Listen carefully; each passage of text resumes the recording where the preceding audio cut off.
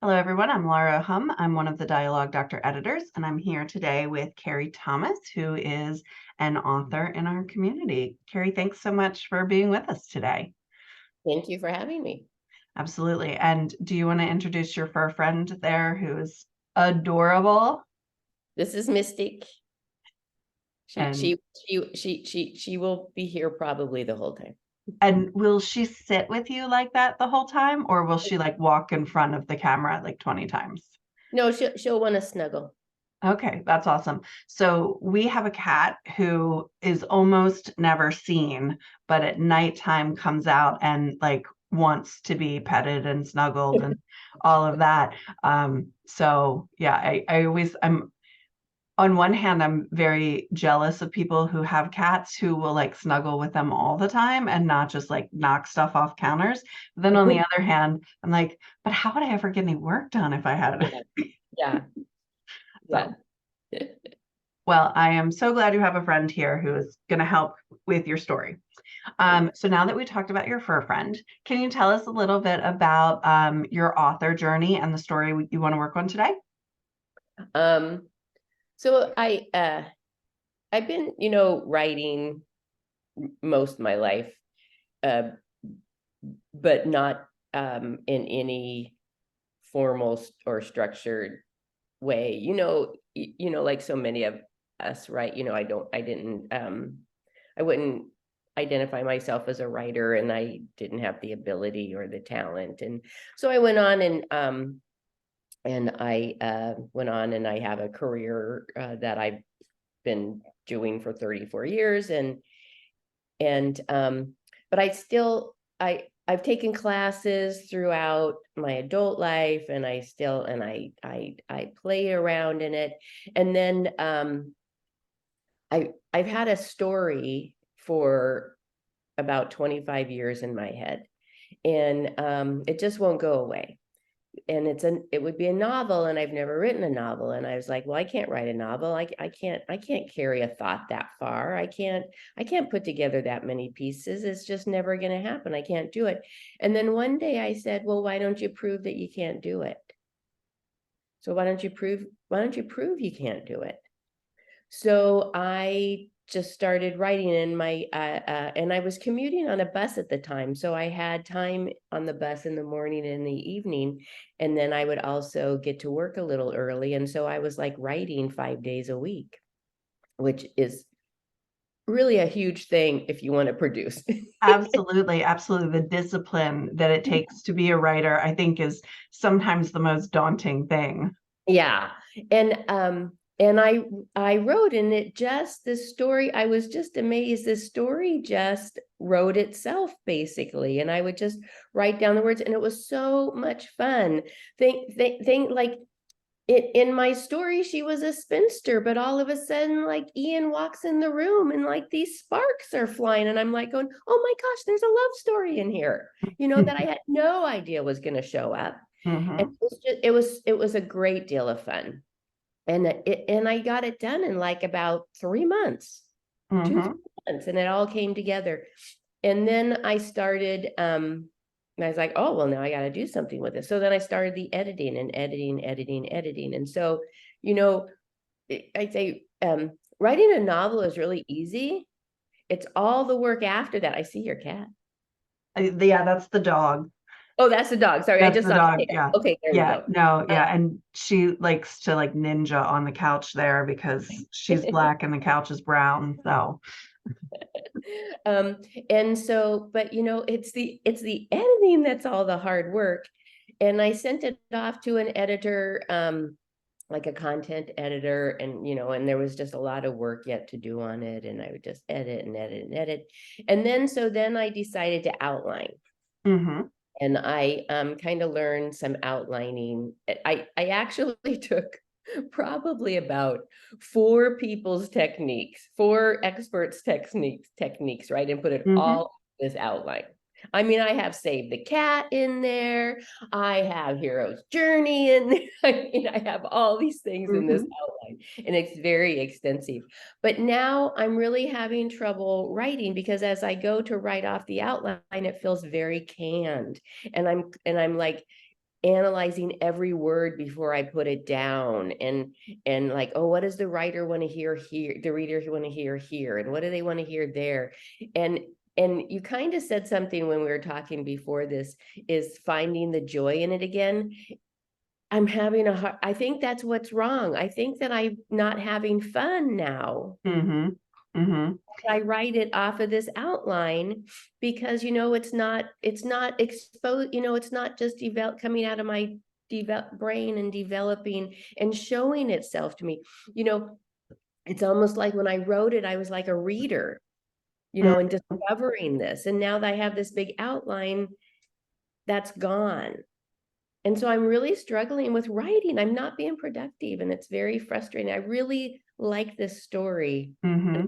This story to get out. Absolutely. And so what you're talking about is a very common experience for people who aren't trained as writers. So if you go through like a fine arts program and you're trained to be a writer, they teach you like how to create a story and how to like craft it and like kind of build from the ground up. Yeah. You learned by doing, which is a wonderful way to learn, right? Like there are many, many fantastic authors out there who aren't like a classically trained or, program trained author. The difference is that when you have the foundation, you know where the problem points are, or the places where there are pain points in your story, or you know how to look for those. When you don't have the training there and you go to edit, you get into this process that you explained where you don't know what you're trying to fix. So you're making changes on the language level to like help make the story feel more smooth. But if you don't know kind of like what you're smoothing over, it's hard. Yeah. And then you just make line edit changes instead of maybe structural changes where you need structural changes. Or you're trying to edit this scene, but you're not realizing that this scene isn't the pain point. It's two scenes before that actually have a ripple effect to where you're going.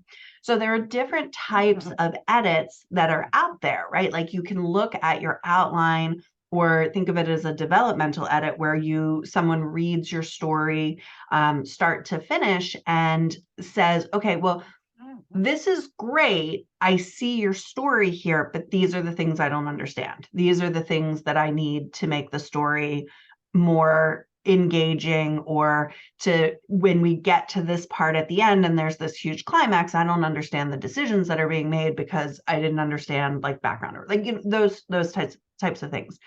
And then the other kind of editing that you have, there are obviously lots of kinds of editing, but then there's the like line editing where you have the story pretty well, but you want to boost the emotional intensity, or you want to change the character voice or that sort of thing.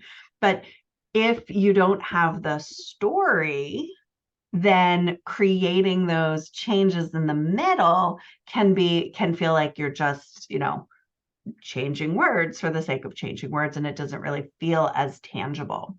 So then again, your story, your process story, not your book story, feels very like common, right? Like, okay, so you need to learn your craft. So you go and you read Save the Cat and you read The Hero's Journey. And then it's like, okay, well, now I have to do all of these things. So you create an outline that has all of these things in it. And all of those techniques are wonderful techniques. But when you try to do all of them at the same time, it can feel like, well, now I've created this system that has 7 systems in it, and I have to make sure I'm hitting all of these points. But then it sounds like where you are is like the core theme of your story got diluted because you were taking the core theme and you were trying to put it into all of the different techniques. Mm-hmm. So what I'd like to do with you today is look at the outline that you've created. And this outline is massive. You put in so much work in this, and you have so many great details. And I think that's wonderful. I'm going to ask you a couple of questions, and in a second, I'll have you tell kind of the story that you're trying to tell to the reader or the listeners, so that we can kind of take the outline and find the points that you really want to focus in on, and find parts of the story that, okay, maybe this part doesn't need to be told in this story. I always think of editing as, I don't know anything about fashion, but I feel like everyone knows that Coco Chanel at one point said, right before you leave your house, look at your outfit and take off one accessory. That's kind of how I feel about editing, is like sometimes the best thing we can do is in editing is pare something out so we can let like the story that we're trying to tell really have some space in it. So does that sound okay? Yes. Okay, excellent. Okay. So can you tell us the story that you are trying to tell here? So the inspiration's from actually a real person. And in the early 1900s, in Massachusetts, midwifery was illegal. Physicians, the Board of Medicine physicians made it you had to have a medical license to be able to do births.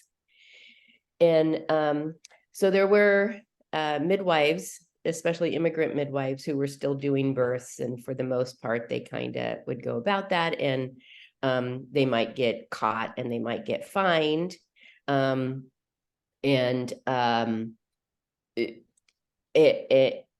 how how it was set up was that if you every birth had to be registered with the court clerk, and then you had to put the attendant, and then so if you put a midwife name, then that's, so anyways, so there was a midwife by the name of Hannah Porn who was Polish and worked with Polish immigrants, and she was arrested 19 times. And they said, and the judge would be like, why do you keep doing this? And she said, well, because it's the right thing to do. And then they sent her to prison. On the 19th time, they sent her to prison. And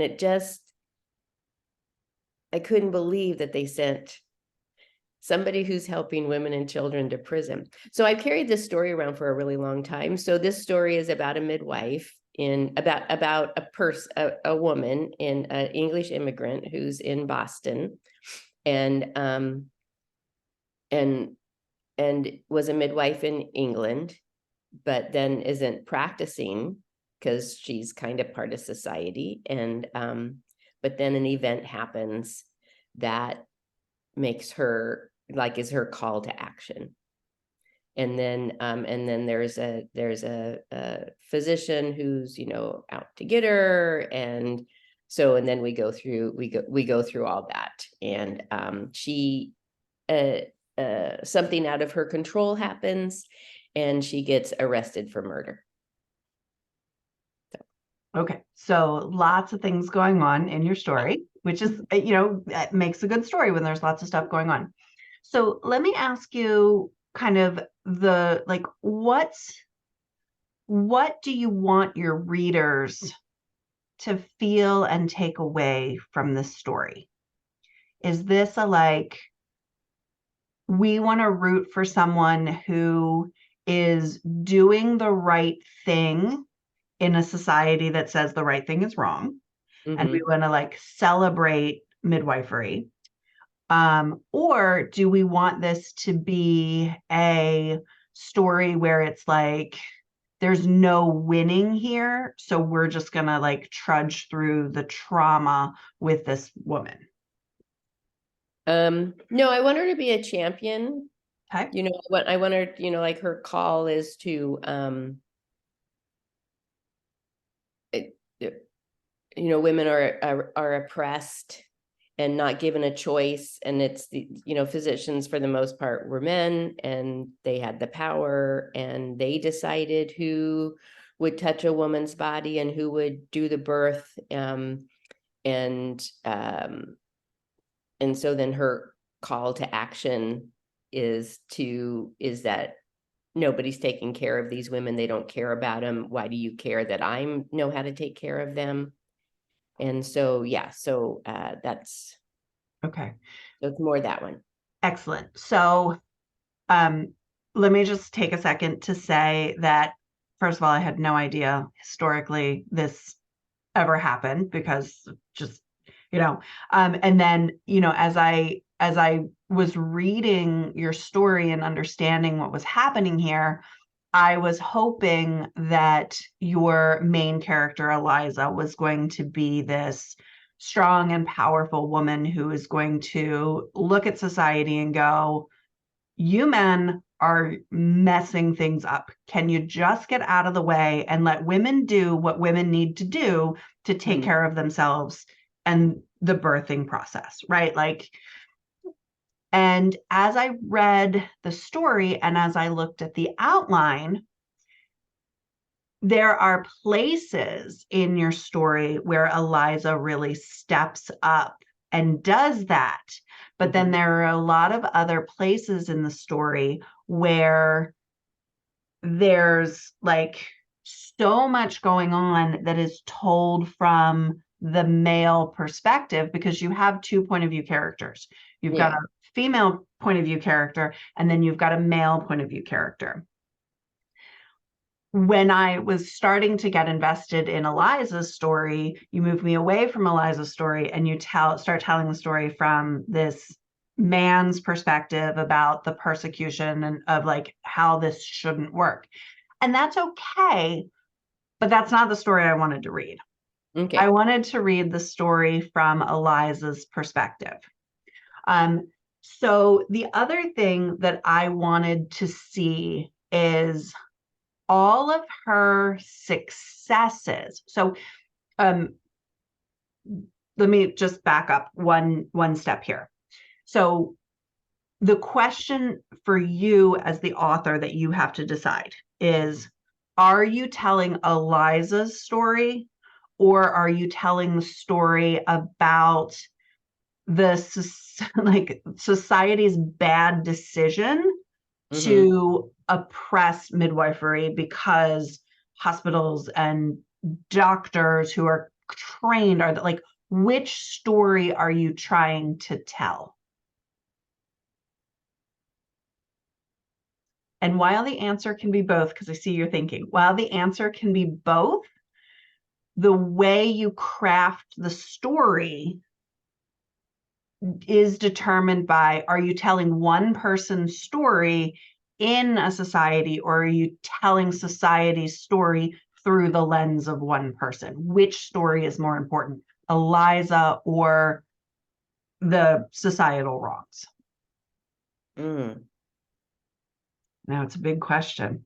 Yeah. And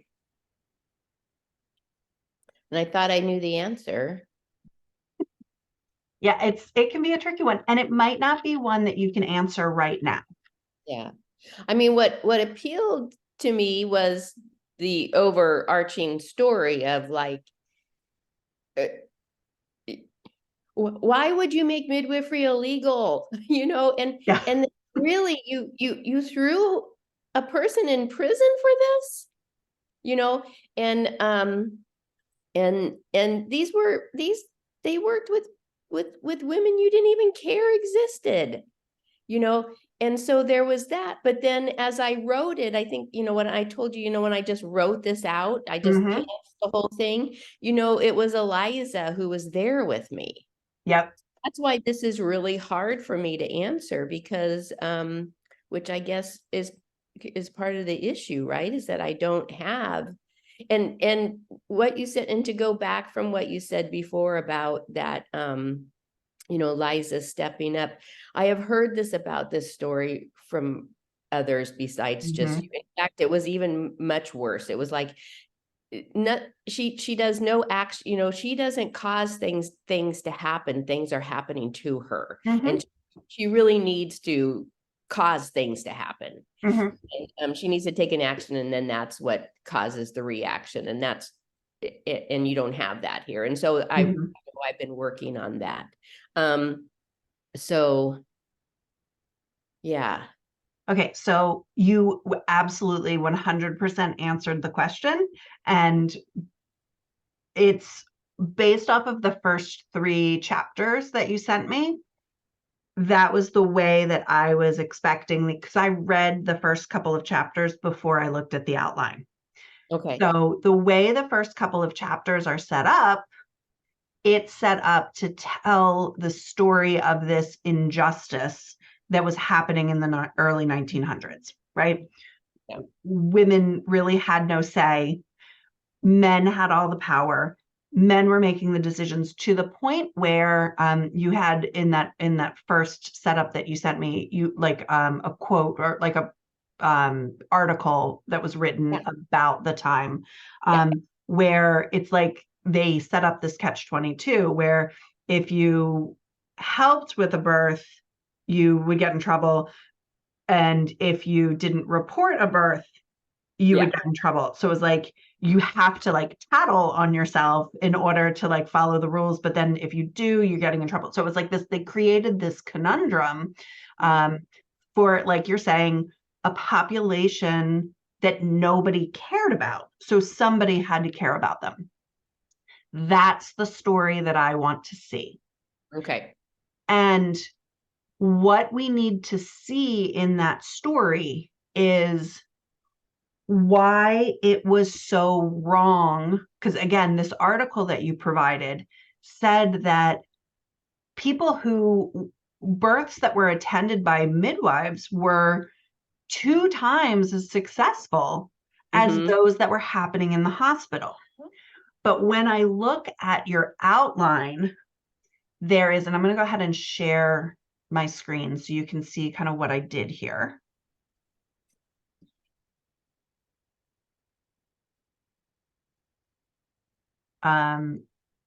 This is going to take a second to populate, because I don't know why my computer does this every time. There we go. Okay. It like freezes on me a little bit. So you've got this wonderful outline that has all the details. Now, I, just to make it a little easier to see everything, I unwrapped some of the lines. Mm-hmm. So we see Eliza working in a clinic, not how she's classically trained. And then a pregnant woman shows up looking specifically for her, to get some help. And then Eliza goes home, and then we see the woman again, but the woman is dead. The baby is dead. They're outside of the clinic. And that helps us understand that, like, nobody cares about these women. Mm-hmm. And these women don't trust the people who are supposed to be the ones taking care of them, which is another part of the problem. It's just not that it was illegal. It's that you created a system with the people who were helping them aren't allowed to help them, but they didn't do anything to build trust with them to begin with. So then the next time we see a birth, Eliza actually saves a woman who is having a problem during her delivery. Mm-hmm.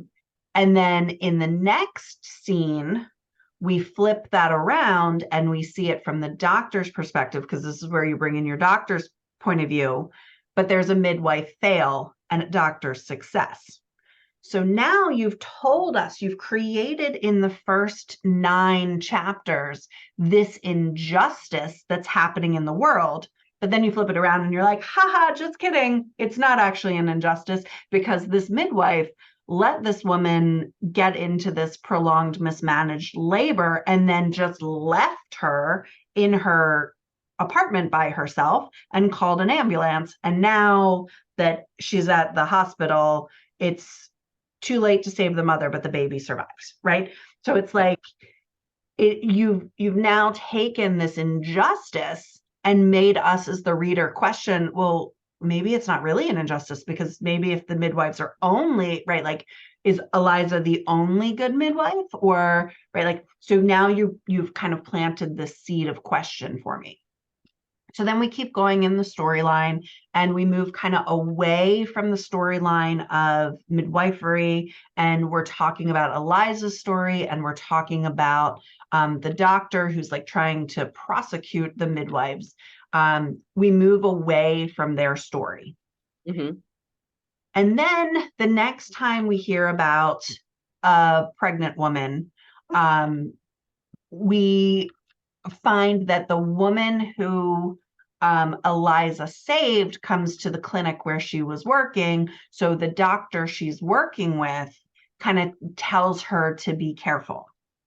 And then in the next scene, Eliza's walking down the street and some random man approaches her and starts talking about, like leaning into her life, talking about her history, and is kind of flirting with her. And you mentioned that Eliza had just seen a pregnant patient, but we don't get to see any of that. We just hear that she had seen a patient. And then again, we keep going, and it's more about Eliza trying to fit into society because she's got this brother that she can't disappoint. And then we keep going. And then we have another moment where Eliza helps the man who was flirting with her on the streets sister have a baby who's born very premature, but has some physical disabilities. And the mother knew all along that this pregnancy was different than her past pregnancies. So while the mother is saved, the baby does not make it. So again, we have this understanding of how midwives can provide comfort even in these difficult situations where if this baby had been born in the hospital, the mother probably still would have been saved, but the baby still would have died. So you're still creating this sense of like, this was a hard time to have a baby. And then we keep going, and then we have like 6 or 7 more chapters, and it's all about like what is happening peripherally. We're still not seeing any more mothers and babies until we get to kind of the turning point in your story where Eliza is attending a birth and the mother is too far gone because she hasn't had any care, and Eliza can't do anything. So now she fails as a midwife and has to take the mother to the hospital, and the mother and the baby end up dying. Mm-hmm. So it becomes both a midwife and a hospital fail. So if the story you're trying to tell is that midwifery, however you pronounce it, because I'm clearly butchering it every time I say it, if this is going to be the best option for these mothers who have nothing, who have no care, rather than the story going with the doctor trying to persecute her, being told from his perspective, maybe you need to tell more stories of Eliza's success in helping these women, more of the mother's stories saying, I had my first baby in the hospital and this is what happened to me. You have this great moment later on after she's accused of murder where she goes to jail and she's imprisoned with these 5 other women who have every one of them has a horror story, from being butchered in a forced abortion to someone who is a sex worker, the person who is pimping her out like steals and sells her babies, right? Like you've kind of created this very realistic scenario about what it was like to be a poor woman trying to have a baby in the turn of the century. And yet the resolution to your story is that Eliza, who's this strong, confident, capable midwife, actually has to turn to the educated male doctor who has the finances to be able to find the guy who's stealing and selling the babies, right? So if you want to tell the story of the strong Eliza, you want to turn the story on its head, and we want to see Eliza's success after success after success. And then when there's a failure, it's a failure because of circumstances beyond her control. Yeah. The baby being born with the heart murmur, the fact that a woman didn't get care until the last moments of her pregnancy, and then the midwife couldn't do anything. Maybe you create a story or two that shows Eliza helping pregnant mothers in the early stages of the pregnancy to ensure that the pregnancy, that prenatal care that we know is so important, that the midwives were providing, but the doctors weren't providing, right? So maybe you have a woman coming to Eliza saying, hey, I went to the doctor and the doctor said that I don't even need to see them until whatever time, but I know something's wrong. What can I do? And Eliza can help that woman. So we're seeing Eliza's successes so that when she has those failures, we understand as the reader that sometimes things are just out of their control, right? Like there are things that just go wrong, especially when you're talking about women who are not cared for and don't have access to money and those sorts of things. Does that make sense? Absolutely. Okay. Absolutely. All right. So let's talk a little bit about some of the other storylines that you have in here, because you were telling me when you were just kind of writing Eliza's story and just having fun with it, there was a love interest that comes in, and now all of a sudden, like, there's a love interest in the story. And as I'm reading through your outline, she's got a little bit of a love triangle going here. She's betrothed to this man who, is seemingly perfect for her, but whose mother is strong and powerful in a man's world, which is very unusual, and she disapproves of this. But we see this strong woman, and we actually don't see her. We hear about her very early on. Mm-hmm. And like, let's see, where do we see it? When we first see she's in here somewhere, like in one of the first couple of chapters.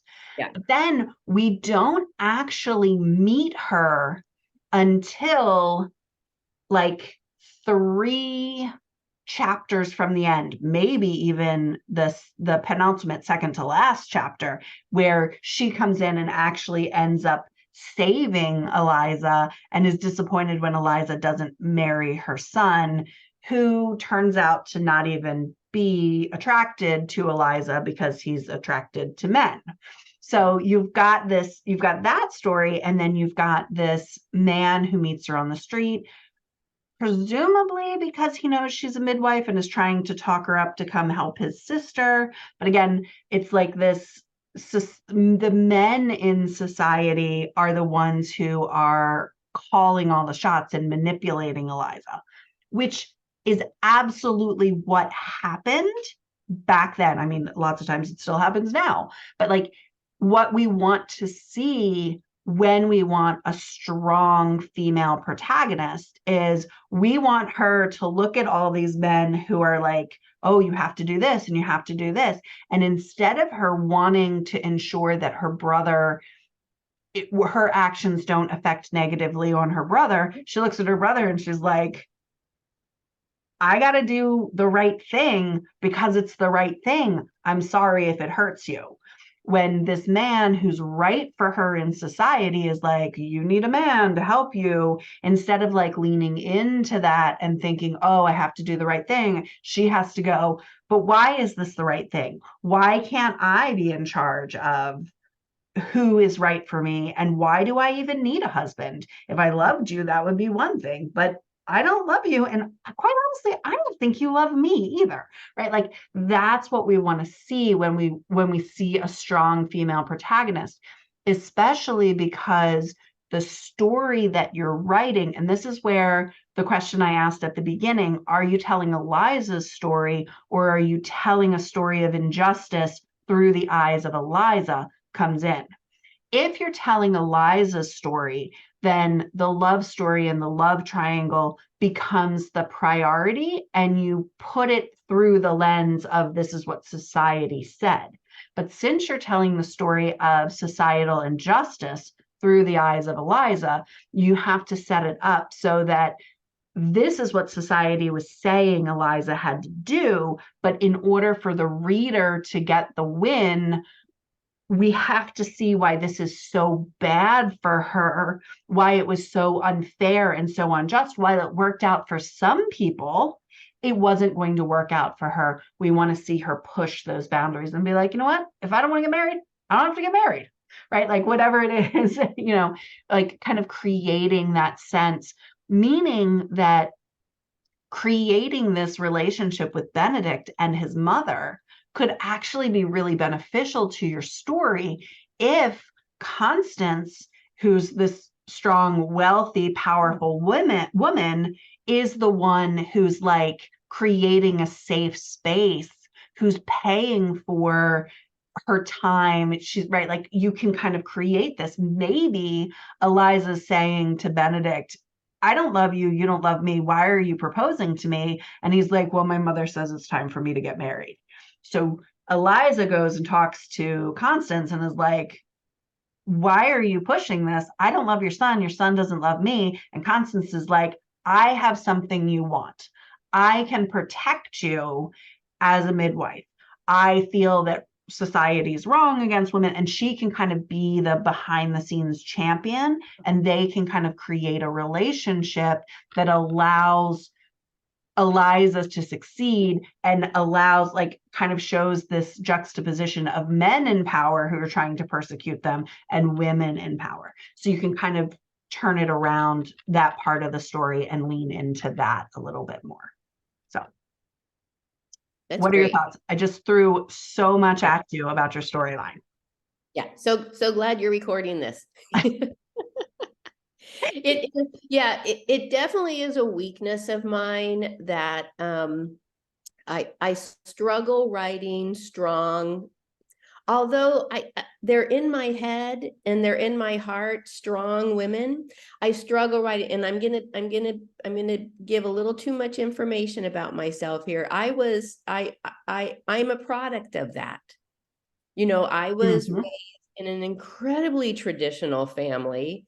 Both my parents, my mother reinforced it. It was, where the man, the motto in the home I was brought in, and this was actually said, Mhm. there has to be a boss and it has to be the man. So, Mhm. and so Yep. so I'm even struggling with that in my own self, right? Yep. And so Yep. but I really want Hannah's story to get out. And you're right, she did do prenatal care and she did do postpartum care. She would go into these women's homes like for 5 days after birth and like bring them food and clean their house and Mhm. take care of them, which we know that's when women die, right? Yeah, they die Right. in childbirth, but they really die postpartum, right? Mhm. And so she did these things because it was the right thing to do, but it also like saved so many lives. So yeah, so no, yeah. Yeah. So now the question is, where do you go from here? Right? Yeah. Like, how do you, as an author who has this story of female empowerment breaking the system that was already broken, how do you take that and how do you write a story about that? Yeah. Knowing that you have several drafts of your original story, and then you have this story that has a lot of the elements of the like traditional, how do you create a good story? And I think the question needs to be for you, like, where do you want to start? As somebody who is a pantser who likes to let their main characters tell their stories, who really enjoys like the let's just write it and see what happens process. Do you go back to that process or do you lean more into this? plotter side where like every section of the story has to be written out. Now, earlier you had mentioned that you felt like everything was canned now that you have this really strong outline.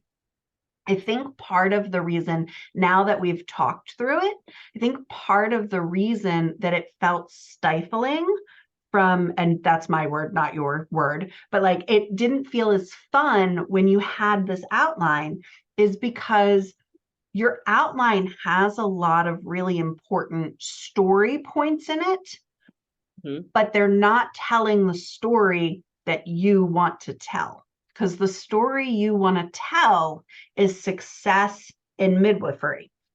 And yet, if we just scroll through your chapters, there are so few of those in your actual story.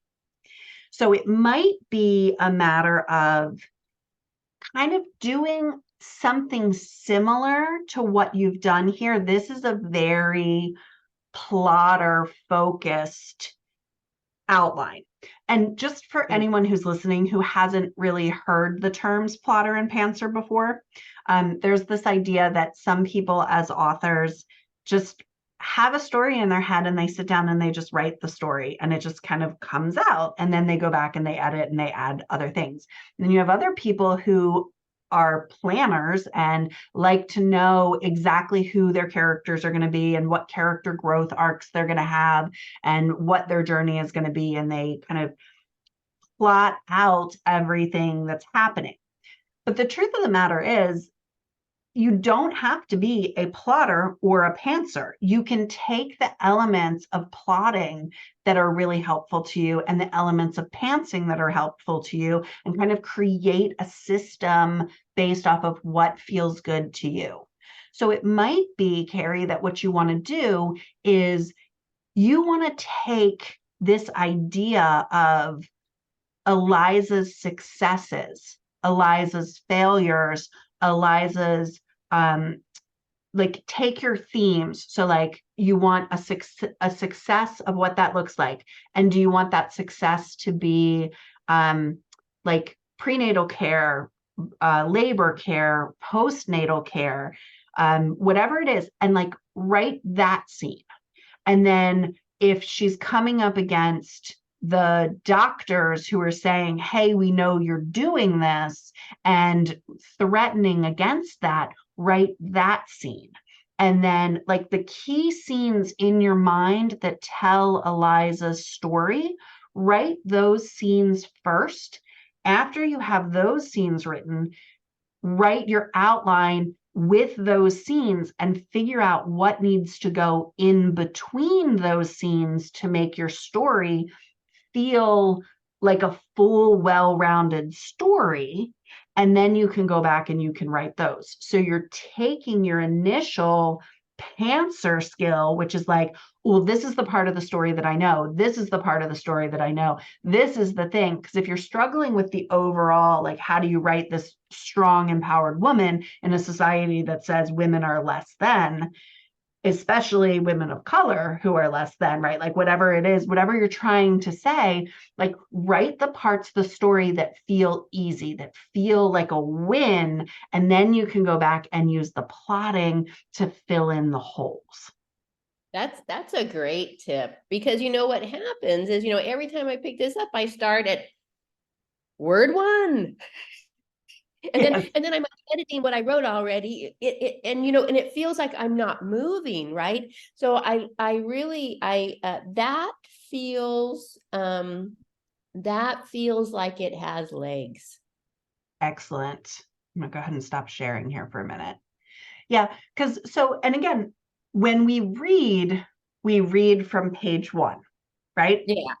We're, as a reader, most of us don't be like, oh, I'm going to read chapter 30 and then I'm going to go back and read chapter 3. No, we tend to read one through the end of the book. But Yes. as authors, we don't always have to start at the beginning, because so often the story doesn't have to be told linearly, right? Like maybe we want to tell a story of what life was like for Eliza in England. Why did she come to Boston knowing that her skill set couldn't be used? Did she know? Did she not know until she was helping someone, right? Like that's the part of the story. And perhaps again with this idea that women didn't have choices.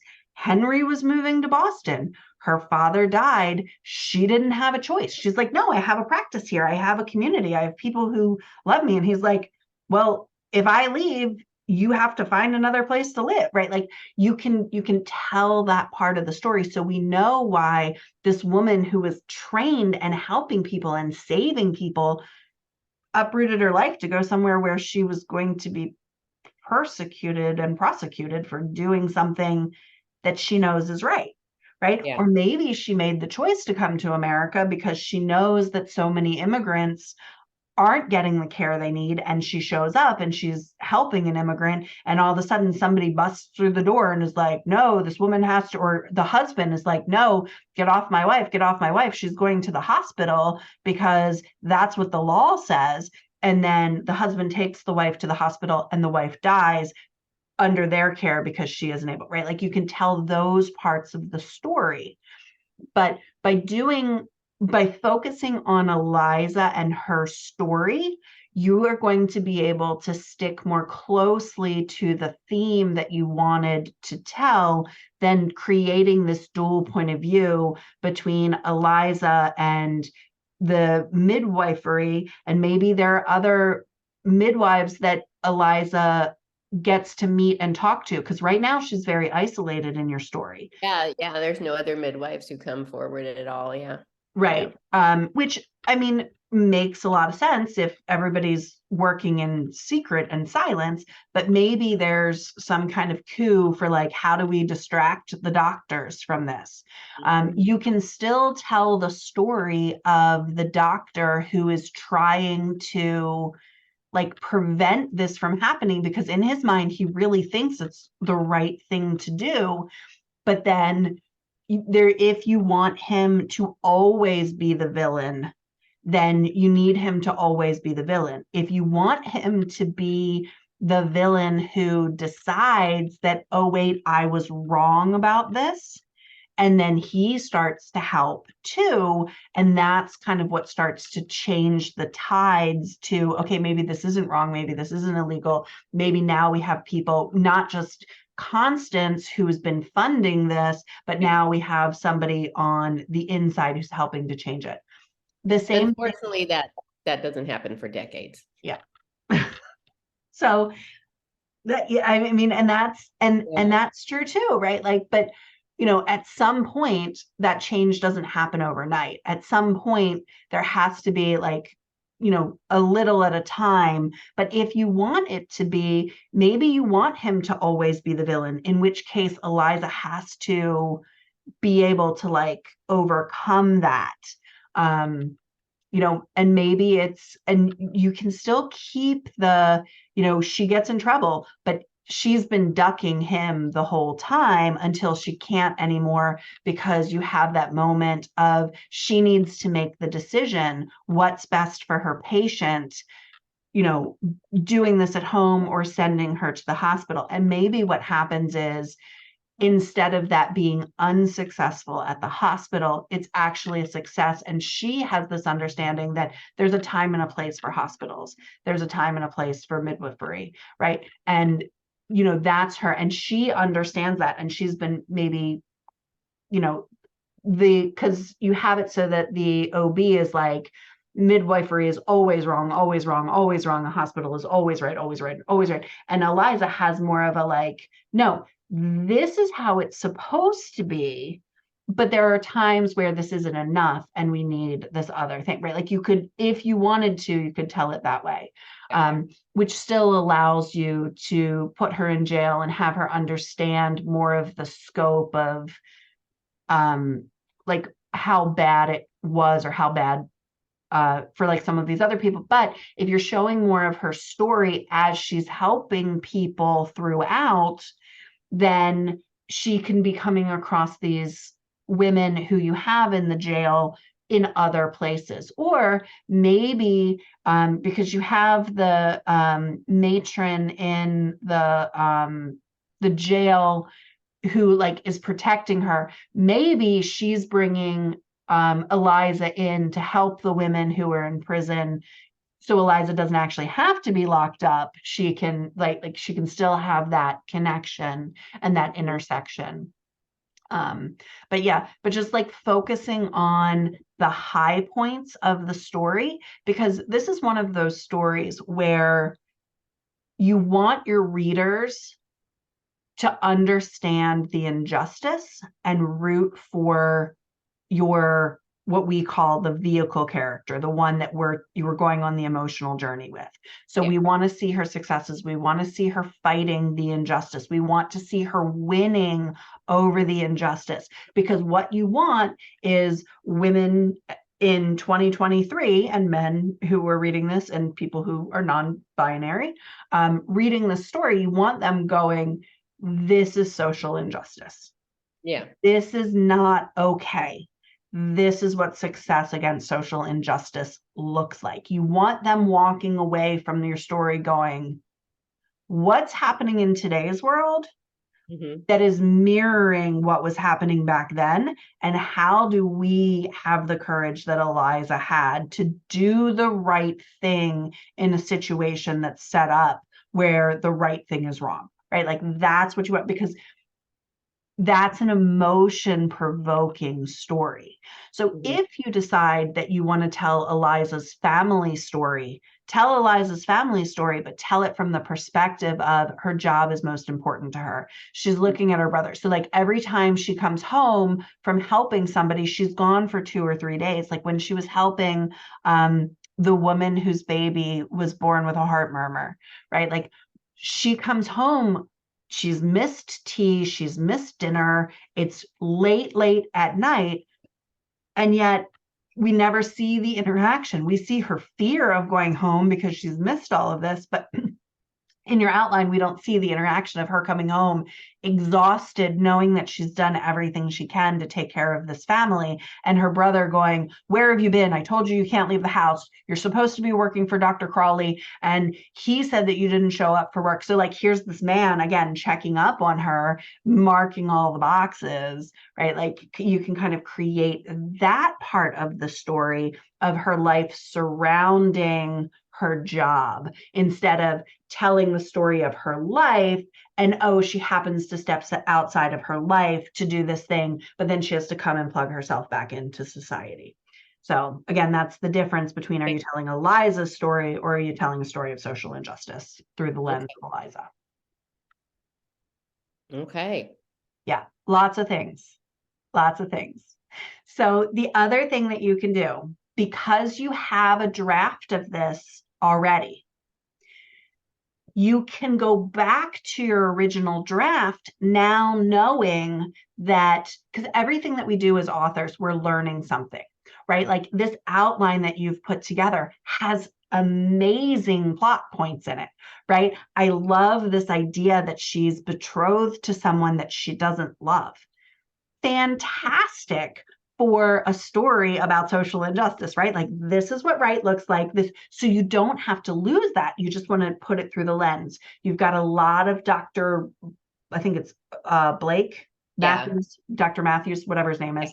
Like you've got a lot of really great plot points. Like he's hired this private investigator, but you don't have to tell it through his lens. You tell it through Eliza's lens, because people are telling her, hey, if you see this guy dressed like this, stay away from him because he's a private investigator, right? Because if she's doing things to help the community is going to be doing things to help her. They're going to be coming around her to protect her because she's saving their lives. She's saving their children. So you can tell the same story. You just have to turn the story around a little bit. How does Eliza know these things? There are people who are telling her. She's got people who are protecting her, because it seems like, whenever we hear stories about like social revolution, there are people who are making the strides and putting themselves in danger, which Eliza's doing, because she can absolutely go to jail for this. But there are people who are like, it's not just her doing it out on her own. There's a network. and you Yeah. can tell that story too. But sorry, I got distracted by the story. If you go back to your original draft that you edited a couple of times, you can also pull elements out of that. So you don't always have to write from scratch. You can go, oh, I had this scene that felt really good to me. I want this scene. Or, now looking at it through the lens of empowerment, if you read a scene and it feels like she's wavering in empowerment, and that's okay, right? Like, she doesn't have to be strong and powerful in every scene. She can have scenes where she, Henry says, I can't go, so I don't go. And then she finds out later that something bad happened because she didn't go. And then that spurs her. So, kind of reading what you already have so it doesn't feel like you're starting over one more time. You can Yeah. start with what you have that you love. You can read through this, find out, okay, I love this scene. Now that I'm thinking about it through this lens, this one goes away. This one has potential, but I want to turn it around and I want to change it. Because as authors, we get into this place sometimes where we have this story in our head, and when it doesn't come out exactly the way it was in our head, we don't know what to do with it. So we put it aside and we start again, and we put it aside and we start again. And it feels like we never get to the end. But sometimes what we need to do is we need to look at it and we need to go, okay, instead of starting again, what did I learn? What do I love? What do I have to work with? And what do I need to change? Same thing with your outline. You put in a lot of time and a lot of love into this outline, right? Take the things that are worth, because sometimes it's just about drafting. And as, an editor, sometimes what I see is people put so much of themselves into something that they're afraid to edit it because it means that the work that they did, right? Like, so they like inch forward instead of sometimes you need to go, okay, this needs an overhaul and we actually need to push forward quite a bit. So I don't know if any of that resonates with you, but those are my suggestions for how do you go forward from here. Great. Great. I'm excited again. Good, good. Do you have any other questions before we turn the recording off?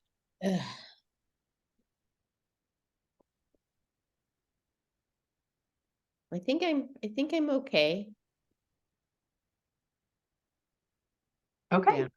All right.